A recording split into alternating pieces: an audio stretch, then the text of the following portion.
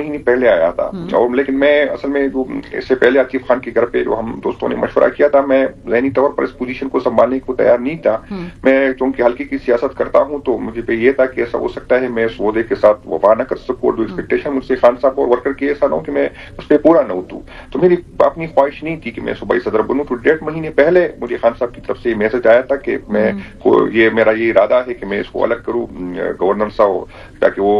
Governance پہ اس کو پہ فوکس کرے اور پارٹی امور جو ہے آپ سنبھالے. تو میری یہی کوشش تھی کہ میں نے